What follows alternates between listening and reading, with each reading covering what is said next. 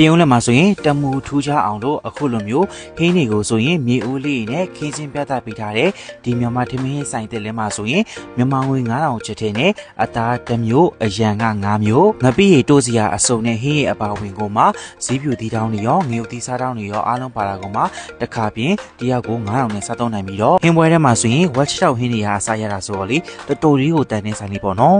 ဆိုင်လေးစားလေးရဆိုရင်တော့ပြုံးလေးမျိုးရဲ့မန္တလေးလာရှိုးလမ်းမှာပေါ့မန္တလေးဘက်ကနေလာမယ်ဆိုရင်အခုအသက်ဆောင်နေတဲ့ဈေးပေါ့နော်အဲ့မီပွိုင်းတိတဲ့ကိုမောင်းလာရမှာဖြစ်ပါတယ်အခုပြပေးနေတဲ့ Bell Boat ရဲ့အကျော်မှာဆိုရင်ညာဘက်ကိုရလမ်းလေးရှိရပေါ့နော်အခုမြင်တွေ့နေရတဲ့ D-Thing Plastic ဆိုင်လေးရှိရဲ့ဒီလမ်းလေးကိုဆိုရင်စနလန်လို့ခေါ်ရပေါ့နော်အတွင်းလေးဝင်လိုက်ပြီးဆိုရင်အခုမြင်တွေ့နေရတဲ့ရွှေမျိုးမြန်မာထမင်းဆိုင်ကိုရောက်ပါလိမ့်မယ်ဒီဆိုင်လေးကဆိုရင်အရင်တော့ကပန်းရီကဖေးနားမှာရွှေမျိုးဆိုရနေပဲမြန်မာထမင်းဆိုင်လေးဖွင့်ခဲ့တာပေါ့နော်အခုဆိုရင်တော့ဆိုင်နေရာအသစ်မှာကြည်ကြဝန်းနဲ့ပြောင်းရွှေ့ဖွင့်တာပြီးဖြစ်တဲ့အတွက်ကြောင့်ပါကင်နေရာအတွက်ကောထိုင်စားဖို့အတွက်နေရာလေးကောတော်တော်လေးကိုကျဲသွားပြီပေါ့နော်ဒီဘက်ဆိုင်တဲ့လေးမှာဆိုရင်ထူးခြားချက်တစ်ခုအနေနဲ့ crystal ခုပြပေးတဲ့အတိုင်းပဲဟင်းတွေကိုဆိုရင်ပူပူနွေးနွေးလေးစားလို့ရအောင်လို့ကိုအခုလိုမျိုးမြေဦးလေးနဲ့ထည့်ပြီးတော့အပူပေးထားတာပေါ့နော်ဒီကနေ့ crystal သွားစားတော့ဆိုရင်ဆိုင်မှာရရှိနိုင်မယ့်အသားဟင်းမီနူးတွေရောအရွက်ဟင်းမီနူးတွေရောအကုန်သေးစိတ်ရိုက်ပြပေးထားရပေါ့နော် crystal ဒီမှာတခုသဘောကျတာကြောင့်လေဝတ်သားနဲ့ပတ်သက်လာပြီဆိုရင်သူရှိမှာတခြားဆိုင်တွေမှာတော့မရရှိနိုင်တဲ့ဝက်ချီတောင်ဟင်းတွေပြီးရင်ဝက်ပုံးရည်ကြီးဝက်အချိုချက်ဝက်ကလေးစားချက်အပြင်က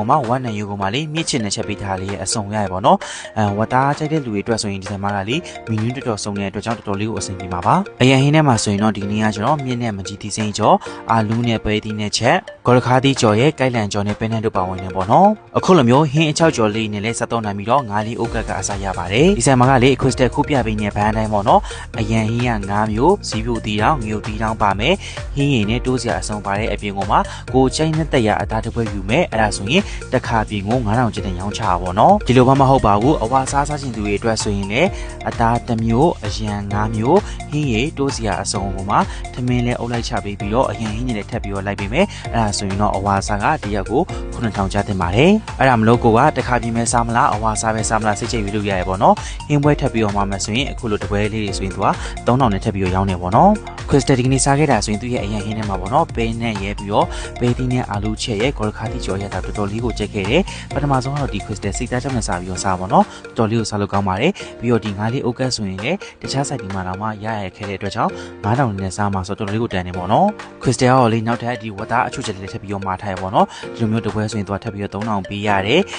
ဒီဝတ်သားလေးထည့်မယ်ပြီးတော့အနည်းလေးထည့်ပြီးတော့သိရှိမှာဆိုရင်ငပိရီတိုးစီရတော်တော်လေးစုံနေပေါ့နော်ဒီငပိရီဆိုရင်လည်းသူကယောက်ျားကြီးငပိရီကိုအသုံးပြုပေးထားတယ်အနည်းကလေးနဲ့ဖက်ပြီးတော့စားလိုက်မယ်ဆိုရင်လေအဲဒါလေးတော်တော်လေးကိုစားလို့ကောင်းတာပါဟင်းကတော့ဒီကနေ့ပဲကြဆန်ကမှသူကလေမူချောက်ပန်းချောက်လေးရောထည့်ပြီးတော့ချက်ထားရေးပေါ့နော်ဒီရွှေမျိုးမြန်မာထမင်းဆိုင်လေးမှာဆိုရင်ဆိုင်မှာသွားစားရင်လည်းအဆင်ပြေတယ်လို့အကိုကကြွေအလုပ်ရှိတဲ့လူတွေအတွက်ဆိုရင်လည်းလာစဉ်ဂျိုင်းဆွဲအော်ဒါလေးလက်ခံပေးတယ်ပြီးတော့ပါဆယ်ဝယ်တဲ့သူတွေအတွက်ဆိုရင်လည်းအကောင်းဆုံးစီစဉ်ဆောင်ရွက်ပေးလက်ရှိပါတယ်တခါပြင်ထဲမှာဆိုရင်ထမင်းလက်ပွဲထည့်ပြီးယူမယ်ဆိုရင်တပွဲကို1000ကျပ်ပေါ့နော်ဒီရွှေမျိုးဆိုရင်မြန်မာထမင်းဆိုင်လေးမှာဆိုရင်ဟင်းချက်လက်ရရလည်းကောင်းတယ်ဈေးနှုန်းလည်းတနာဖြစ်တဲ့အတွက်ကြောင့် Crystal Follower လေးလေမြန်မာထမင်းကိုတနေရာထဲမှာပဲဟင်းအစုံနဲ့စားတဲ့သူတွေအတွက်ဆိုရင်တော့ဒီဆိုင်လေးကိုသွားစားကြည့်ကြဖို့တက်ပြန်ပြီးတော့ sharing လုပ်ပေးလိုက်ပါတယ်